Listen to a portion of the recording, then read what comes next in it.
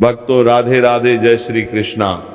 भक्तों आप सभी लोग जानते हैं कि 11 फरवरी 2026 यानी बुधवार को पड़ रही है फाल्गुन मास की 9वीं तिथि। और भक्तों यह वह तिथि है जो फाल्गुन मास में पड़ने वाली सबसे बड़ी तिथि है, क्योंकि यह बुधवार के दिन पड़ रही है और इसका बहुत ही बड़ा और विशेष महत्व होता है। पूज्य पंडितों और गुरुजी ने कहा है कि अगर कभी भी मौका लग जाए और फाल्गुन महीने की 9वीं तिथि बुधवार को पड़ जाए तो आप लोगों को 3 तुलसी पत्ते वाला उपाय तो अवश्य ही करना चाहिए। इन दोनों का संयोग बहुत ही कम आता है। इसी के साथ में गुरुजी ने अपनी शिव पुराण कथा में बताया है, जो हमारे हिंदू धर्म के 18 प्रमुख पुराणों में से एक है। भक्तों इस दिन आपको इस 3 तुलसी पत्ते वाला उपाय तो आपको अवश्य ही करना चाहिए, क्योंकि ऐसा दिन पूरे साल में सिर्फ एक ही बार आता है। और भक्तों आप सभी लोग जानते हो कि बुधवार 9वीं तिथि का अगर सबसे बड़ा कोई उपाय है तो वह 3 तुलसी पत्ते वाला उपाय है। तो भक्तों बुधवार 9वीं तिथि के दिन आप लोगों को इस 3 तुलसी पत्ते वाला उपाय को जरूर करना है। बहुत सारे लोग होंगे जिन लोगों ने इस उपाय को ना किया हो, मतलब पूरा साल निकल गया, उन्होंने किसी भी दिन इस 3 तुलसी पत्ते वाला उपाय को ना किया हो। पर भक्तों आपके पास एक आखिरी मौका बचा हुआ है, जो कि 11 फरवरी 2026 बुधवार 9वीं तिथि के दिन है। इस दिन आप लोगों को इस वाले उपाय को जरूर कर लेना है। भले ही आपने महीने भर इस उपाय को ना किया हो, आपके पास एक आखिरी मौका बचा है। इस फाल्गुन महीने के बुधवार 9वीं तिथि के दिन अगर इस वाले उपाय को कर लिया तो आपको इस उपाय को करने का वह फल मिलेगा जिसकी आपने कभी कल्पना भी नहीं करी होगी। इसीलिए आप लोग इस वाले उपाय को एक बार जरूर कर लेना है, ताकि आप लोगों के हाथ से यह मौका ना जा सके और आपको इस उपाय को करने का फल मिल सके। भक्तों ये उपाय पंडित जी ने अपनी अभी की ही श्री शिव महापुराण की कथा में बताया है। जी इस उपाय को आज हम आपको बहुत अच्छे से समझाने वाले हैं। इस वीडियो को देखने के बाद इस उपाय को समझने के लिए आपको कोई और वीडियो को देखने की जरूरत नहीं पड़ेगी। तो चलिए भक्तों उपाय को शुरू करते हैं। देखिए ये इस फाल्गुन महीने के बुधवार 9वीं तिथि के दिन ये इतना खास होता है, इतना महत्वपूर्ण होता है। देखा गया कभी कभी बड़े बड़े पूजा पाठ अनुष्ठान से जो मनोकामना पूर्ण नहीं होते, वह फाल्गुन महीने की बुधवार 9वीं तिथि के दिन एक छोटे से उपाय करने से ही आपकी मनोकामना पूर्ण होती है। और बहुत सारे लोगों ने इस उपाय को किया भी है और उनको इस उपाय को करने का फल भी जरूर मिला है। अगर आप लोग भी इस उपाय को करना चाहते हैं तो आप इस उपाय को पहले अच्छे से समझ लेना, सुन लेना, उसके बाद करना। आपको इस उपाय का फल जरूर मिलेगा। और इस उपाय को कर लेने से आपके घर में चाहे किसी भी प्रकार की दुख और समस्या क्यों ना चल रही हो, आपको उसका कारण भी नहीं पता है कि भाई समस्या किस कारण से चल रही है, उसका कुछ भी कारण हो सकता है। जैसे पितृ दोष हो सकता है या किसी भी तरह का मंगल दोष भी हो सकता है। तो इस दिन आप लोगों को ये वाला उपाय कर लेना है।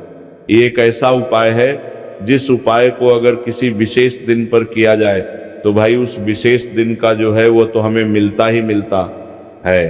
पर हमने उस दिन पर इस उपाय को किया है तो हमें उससे भी बड़ा फल मिलता है, और फल बहुत जल्दी मिलता है, क्योंकि आप इस उपाय को बहुत ही बड़े और विशेष दिन पर कर रहे हो। तो चलिए अब उपाय के बारे में बात करते हैं, लेकिन उससे पहले लोगों को ये जानना आवश्यक है कि आखिर यह उपाय किस समय करना है, किसको करना है और कैसे करना है। तो चलिए हम आगे आपको वीडियो में एक एक करके बता देते हैं। लेकिन उससे पहले अगर आप लोग हमारे चैनल पर पहली बार आए हैं या फिर मेरी आवाज आज पहली बार सुन रहे हैं तो हमारे चैनल को सब्सक्राइब जरूर कर लेना, और इसके लिए वीडियो को लाइक करके कमेंट बॉक्स में श्री शिवाय नमस्तुभयम ओम नमः शिवाय जरूर टाइप कर देना। तो भक्तों इस 3 तुलसी पत्ते वाला को हमें इस बुधवार 9वीं तिथि के दिन कैसे करना है, किसको करना है, किस समय करना है और कहां पर करना है, ये सारे सवालों के जवाब आपको इस वीडियो में मिल जाएंगे और जो ये वीडियो देखेगा भाई, उसको 3 तुलसी पत्ते वाला उपाय जरूर करना चाहिए, क्योंकि इस दिन एक तुलसी पत्ते का भी बहुत ही बड़ा और विशेष महत्व होता है। और जब बात आ जाए 3 तुलसी पत्ते वाला उपाय की, तो ये सोने पर सुहागा वाली बात हो जाती है और ये बहुत ही बड़ा हो जाता है इस बुधवार नवमी तिथि का। तो अब भक्तों, इस 3 तुलसी पत्ते वाला उपाय को आखिर करना किसको है, सबसे पहले हम लोग वो बात जान लेते हैं। तो देखो, घर की जो बड़ी माताएं बहनें होती हैं, उन माताओं बहनों में से कोई भी एक बड़ी माता बहन इस वाले उपाय को कर सकती हैं। और भक्तों, अगर आप चाहे तो अपने घर में से सभी सदस्यों को भी इस उपाय को करवा सकती हैं। अगर किसी व्यक्ति की खुद की कोई मनोकामना है, खुद की कोई दुख और परेशानी है कि वह अपने लिए ही करना चाहता है, इस वाले उपाय को तो वह खुद अपने लिए भी कर सकता है। बाकी अगर कोई घर में से ऐसा है जो कि अपने पूरे घर परिवार की सुख और शांति के लिए ये वाला उपाय करना चाहता है, तो भाई वो भी कर सकता है, उसमें भी कोई दिक्कत वाली बात नहीं। कहने का मतलब यह है कि इस उपाय को हर एक सदस्य भी कर सकता है और पूरे घर परिवार के सदस्य के लिए घर की बड़ी माताओं बहनों में से कोई एक माता बहन भी कर सकती है। माताएं बहन अगर घर में उपस्थित ना हो या वो इस वाले उपाय ना कर पा रहे हो, तो फिर घर का कोई बड़ा सदस्य भी इस 3 तुलसी पत्ते वाला उपाय को कर सकता है, चाहे फिर वो पुरुष ही क्यों ना हो, उसमें कोई भी दिक्कत वाली बात नहीं है। उसके बाद में भक्तों, जो अगला प्रश्न निकल कर आता है वही आता है, इस उपाय को लेकर के आखिर इस उपाय को हमें किस समय करना है, सुबह के समय करना है कि शाम के समय करना है। तो इस वाले उपाय को आप लोग सुबह के समय भी कर सकते हो और शाम के समय प्रदोष काल में भी कर सकते हो। अब अगर आप पूछो कि भाई साहब सबसे उत्तम समय कौन सा रहेगा इस 3 तुलसी पत्ते वाला उपाय को करने का, तो हम आपसे बस यही कहेंगे कि इस उपाय को आप सुबह के समय करेंगे तो ज्यादा बेहतर होगा। बाकी अगर प्रदोष काल शाम के समय भी करेंगे तो भी अच्छा होगा, उसमें कोई भी दिक्कत वाली बात नहीं है। तो अब भक्तों, जो अगली सबसे बड़ी और पूर्ण बात आती है वह ये आती है कि सुबह अगर हम उपाय को करेंगे तो हमें कितने बजे से लेकर कितने बजे तक के बीच में करना है, और शाम के समय प्रदोष काल में करेंगे तो हमें कितने बजे से लेकर कितने बजे के बीच में करना है। तो देखो, सुबह जितनी जल्दी हो सके आप उपाय को करने की कोशिश करना। बाकी अगर किसी कारणवश लेट भी हो जाओ, थोड़ी देर भी हो जाए, तो 10 या 11 बजे तक भी आप उपाय कर लेना, पर 12 बजे से ज्यादा देरी ना हो, ठीक है, बात का ध्यान रखना। उसके बाद में भक्तों, अगर शाम के समय प्रदोष काल की बात करें, प्रदोष काल का जो समय है होता है वो शाम के 6 बजे से शुरू हो जाता है। मतलब शाम के 6 बजे से लेकर 7 बजे के बीच का जो समय होता है, ये समय प्रदोष काल का समय होता है। तो आप इस उपाय को 7 या 8 बजे के बीच में भी कर सकते हो। मतलब शाम के 6 बजे से रात 8 बजे के बीच में आप कभी भी इस वाले उपाय को कर सकते हो, उसमें कोई भी दिक्कत वाली बात नहीं है।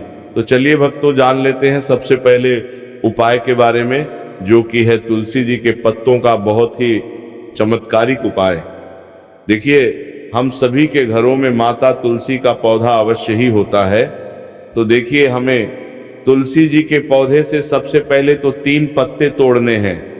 तो देखिए, तुलसी जी के आपको 3 पत्ते तोड़ लेने हैं, और इन तुलसी जी के पत्तों को तोड़ने के बाद आपको एक चुटकी हल्दी भी अपने साथ में लेनी है। हल्दी के अंदर आपको जल मिलाकर के पेस्ट के रूप में तैयार करना है, और इसी के साथ में आपको एक दीपक भी लेना होगा।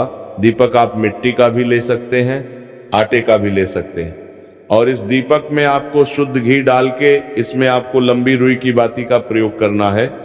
देखिए भक्तों, आपके पास है 3 तुलसी जी के पत्ते। तो पहला जो तुलसी जी का पत्ता है, उस पर आपको सबसे पहले तो जो आपने हल्दी है उसकी एक बिंदी लगानी है। और पहला जो तुलसी जी का पत्ता है, आपके घर में भगवान विष्णु का चाहे कोई सा भी स्वरूप हो, चाहे लड्डू को गोपाल जी का स्वरूप हो, या फिर भगवान कृष्ण की आपके मंदिर में प्रतिमा हो, या फिर भगवान श्री राम की प्रतिमाएं, उनके सामने आपको पहला तुलसी जी का पत्ता अर्पित करना है। अब देखिए भक्तों, आपके पास जो 2 तुलसी जी के पत्ते हैं और आपके पास जो एक दीपक है, इन्हें आपको लेकर के पहुंचना है अपने ही घर में। तुलसी जी के पौधे के पास में देखिए, सबसे पहले तो आपके पास जो 2 तुलसी जी के पत्ते हैं, उन पर भी आपको हल्दी की एक एक बिंदी लगानी है और उन दोनों ही जी के पत्तों को आपको अपने घर में तुलसी जी के पौधे के वहां पर ही अर्पित कर देने हैं। और इस प्रकार से यह दोनों पत्ते भी तुलसी जी के पौधे के पास में अर्पित करने के बाद अंत में जो आपके पास एक लंबी बाती का दीपक है, इसे आपको तुलसी जी के पौधे के पास में ही प्रज्वलित कर देना है। जो भी व्यक्ति अपने ही घर पर बुधवार नवमी तिथि के दिन इस प्रकार से तुलसी जी के 3 पत्तों का यह उपाय कर लेता है, तो उसका परिवार हमेशा खुश रहता है, उसके परिवार में कभी भी कोई भी संकट उत्पन्न नहीं होता है। और यदि आपके घर में जो भी ग्रह क्लेश है वो भी समाप्त होते हैं। तो इस प्रकार से आपको ये पहला उपाय करना है। अब भक्तों, हम जान लेते हैं दूसरे उपाय के बारे में। मैं देखिए, इस उपाय को करने के लिए भी आपको मात्र 1 लोटा शुद्ध जल लेना है तांबे के पात्र के अंदर, और इसी के साथ में आपको एक प्यारी सी और सुंदर सी बेलपत्र लेनी है। बेलपत्र है वो कहीं से भी खंडित नहीं होनी चाहिए, इस बात का ध्यान रखना है। बेलपत्र यदि आपको प्राप्त नहीं हो पाती है तो आप शिवलिंग पर चढ़ी हुई बेलपत्र को पुनः शुद्ध जल से धो करके उसका उपयोग कर सकते हैं। देखिए, इस उपाय को आप सुबह से लेकर के शाम तक किसी भी समय में कर सकते हैं। देखिए, मंदिर पहुंचने के बाद सबसे पहले तो आपके पास जो अपनी हथेली में रखना है और आपको कुंडकेश्वर महादेव से प्रार्थना है कि मेरे शरीर में या फिर मेरे परिवार के सदस्य के शरीर में कोई भी भारी रोग हो चुका है जिसमें उसे आराम नहीं मिल पा रहा है, डॉक्टरों को लगातार दिखा रहे हैं, दवाओं का लगातार सेवन कर रहे हैं, लेकिन बीमारी में आराम नहीं मिल पा रहा है। हे मेरे कुंडकेश्वर महादेव, मुझे अपनी बीमारी में आराम दिलाने की कृपा करें। इस प्रकार से आपको कामना करते हुए यह जो एक बेलपत्र है, इसे आपको माता अशोक सुंदरी वाले स्थान पर अर्पित करनी है। देखिए, माता अशोक सुंदरी वाले स्थान पर जब भी आप ये बेलपत्र अर्पित करेंगे तो इसकी जो चिकनी साइड है वो शिवलिंग से स्पर्श रहेगी, और इसको आपको इस प्रकार समर्पित करना है कि जो इसकी डंडी है वो शिवलिंग की तरफ रहेगी और इसका जो पट्टी वाला भाग है वो जलाधारी की ओर रहेगा। इस प्रकार से आपको ये एक बेलपत्री शिवलिंग पर अर्पित करनी है। इसके बाद आपके पास जो एक लौटा जल है उसे आपको सबसे पहले माता अशोक सुंदरी वाले स्थान पर अर्पित करना है। देखिए, आपको शिवलिंग के ऊपर जल अर्पित नहीं करना है, पूरा ही जल आपको धीरे धीरे जहां आपने बेलपत्र अर्पित की थी उसी के ऊपर आपको अर्पित करना है। जल को अर्पित करते समय लगातार आपको कुंडकेश्वर महादेव का स्मरण करते रहना है। देखिए, जैसे यह जल जलाधारी से होकर के बह करके आएगा तो इसे आपको थोड़ा सा किसी भी खाली पात्र में झेलने हैं और इस जल को आपको महादेव से यानी कि कुंडकेश्वर महादेव से औषधि स्वर प्राप्त कर लेना है और इसे आपको अपने घर लेकर के आ जाना है। अब देखिए, इस जल का आपको आचमन करना है। या तो आप बीमार है तो आपको इस जल का आचमन करना है, या फिर घर का कोई भी सदस्य बीमार है तो उसे आपको कुंडकेश्वर महादेव का स्मरण करवाते हुए इस जल का आचमन करवा देना है। पूज्य गुरु जी ने बताया है कि जो भी व्यक्ति इस उपाय को 5 दिन 7 दिन इस प्रकार से कर लेता है तो उसकी जो बड़ी से बड़ी बीमारी है वो समाप्त होती है। देखिए, अब हम जान लेते हैं तीसरे उपाय के बारे में। देखिए, ये जो उपाय है विशेषकर उन लोगों को करना चाहिए जो बहुत ही अधिक बीमार पड़ते हैं, यानी कि आपके घर में जितनी भी कमाई होती है वो सभी बीमारी में खर्च हो जाते हैं, या फिर आपके घर में ऐसा कोई भी व्यक्ति है जो बहुत अधिक गुस्सा करता है जिससे बहुत ही अधिक क्लेश आता है, तो उसके लिए भी आप ये उपाय कर सकते हैं। तो देखिए, इस उपाय को करने के लिए आपको गिन करके गुड़ के 60 टुकड़े लेने हैं। गुड़ के आपको 60 टुकड़े लेने हैं। देखिए, आपके घर में जो व्यक्ति बहुत अधिक बीमार रहता है या फिर कोई व्यक्ति बहुत अधिक गुस्सा करता है तो आपको ये जो 7 गुड़ के टुकड़े हैं अपने सीधे हाथ में रखना है और उस व्यक्ति के ऊपर से आपको घड़ी की दिशा में 7 बार सर से लेकर के पैर तक उतार लेने हैं। यानी कि उस व्यक्ति के सर से लेकर के पैर तक आपको इन गुड़ के टुकड़ों को 7 बार घड़ी की दिशा में घुमा लेना है। अब देखिए, इन गुड़ के टुकड़ों को बाहर घुमाने के बाद आपको लेकर के सीधे पहुंचना है भगवान शिव के मंदिर आपके घर में। यदि शिवलिंग है तो वहां पर भी आप इस उपाय को कर सकते हैं या फिर मंदिर में भी इस उपाय को कर सकते हैं। अब देखिए, आपके हाथ में जो 7 गुड़ के टुकड़े थे जिन्हें आप मंदिर लेकर के आए थे, उन्हें आपको शिवलिंग के ऊपर रखना नहीं है। केवल शिवलिंग के ऊपर आपको 7 बार घुमाना है। और जब भी आप ये गुड़ के टुकड़े घुमाएंगे तब आप कल्याण सागर महादेव का बहुत ही सुंदर सा नाम लेना है। गुड़ के टुकड़ों को इस प्रकार से घुमाने के बाद आपको महादेव से प्रार्थना करनी है कि हे मेरे महादेव, कि ये जो मेरे परिवार का व्यक्ति है बहुत अधिक बीमार रहता है, बहुत अधिक गुस्सा करता है, क्रोध करता है, हमेशा चिड़चिड़ा रहता है, आप इस प्रकार की जो समस्याएं हैं उन्हें दूर करें। और इसके बाद आपको ये जो गुड़ के टुकड़े हैं 7, इन्हें अपने घर लेकर के आ जाना है। और एक एक गुड़ का टुकड़ा आपको प्रतिदिन जो व्यक्ति बीमार है या फिर जो बहुत अधिक गुस्सा करता है उसे खिला देना है। उस व्यक्ति का जो भी क्रोध है, गुस्सा है, वो हमेशा के लिए शांत हो जाएगा।